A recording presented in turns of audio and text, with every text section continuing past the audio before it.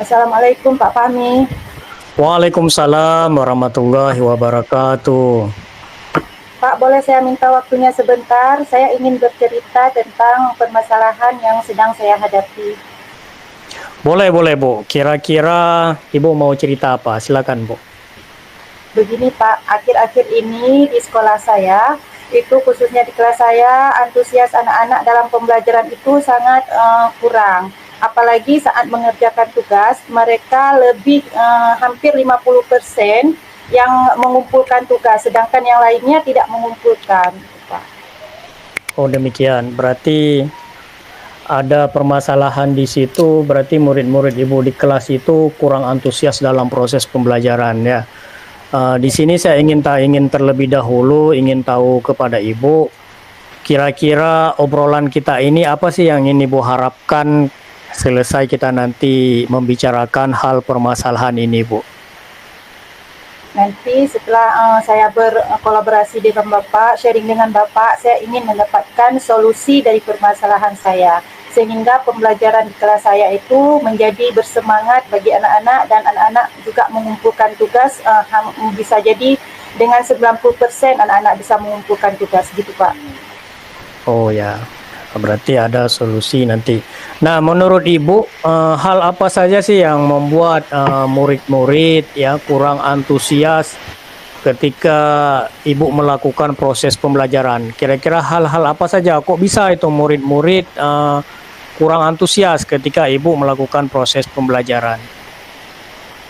Ya mungkin Pak, pembelajaran yang saya lakukan selama ini itu kurang menyenangkan bagi anak-anak. Karena saya melakukan pembelajaran yang berfokus pada diri saya, bukan pada peserta didik. Misalnya saya hanya menceritakan atau berceramah saat pembelajaran. Kemudian saya juga memberikan tugas yang begitu banyak kepada siswa, sehingga mereka mungkin merasa tidak bersemangat dalam belajar gitu Pak. Oh gitu. Kira-kira apa yang membuat murid Ibu itu kurang antusias ketika proses pembelajaran itu? Sehingga murid itu kurang bersemangat ataupun kurang antusias. Apa yang menyebabkan itu, Bu? Ya mungkin karena pembelajaran yang saya lakukan tidak berfokus pada siswa, Pak. Saya tidak menggunakan media yang beragam. Saya hanya menggunakan media berupa buku cetak saja, begitu, Pak. Oh gitu. Selain buku cetak, kira-kira media apa lagi yang bisa Ibu gunakan biasanya? Biasanya saya tidak menggunakan media apa-apa, Pak. Tapi untuk kedepannya saya akan berusaha untuk menggunakan media yang beragam, Pak, untuk membuat antusias siswa itu bersemangat. Oh seperti itu.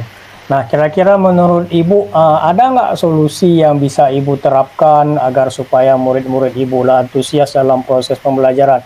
Menurut pandangan Ibu seperti apa gitu yang bisa Ibu lakukan?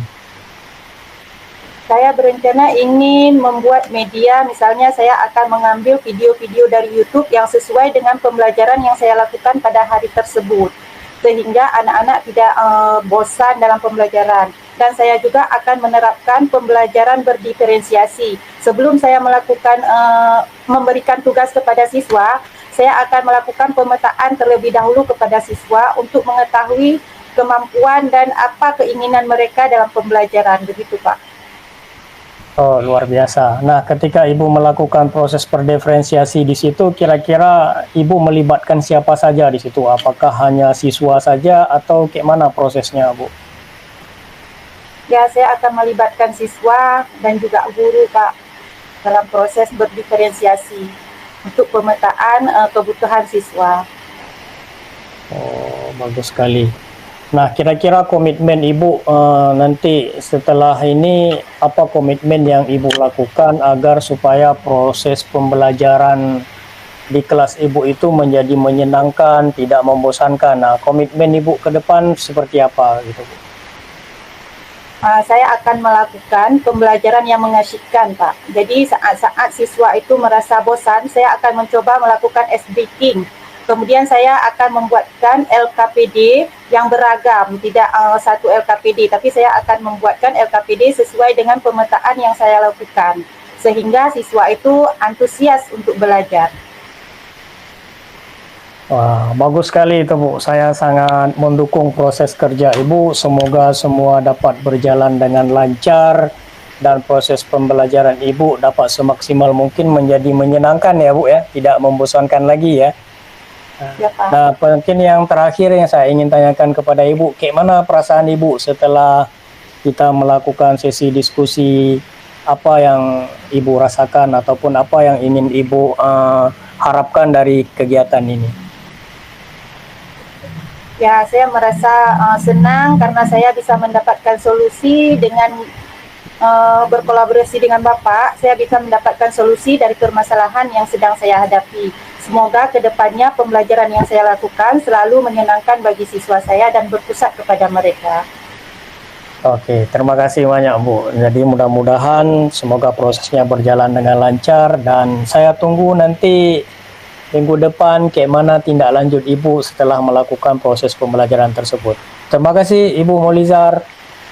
Ya, insya Allah Pak. Terima kasih atas waktunya Pak.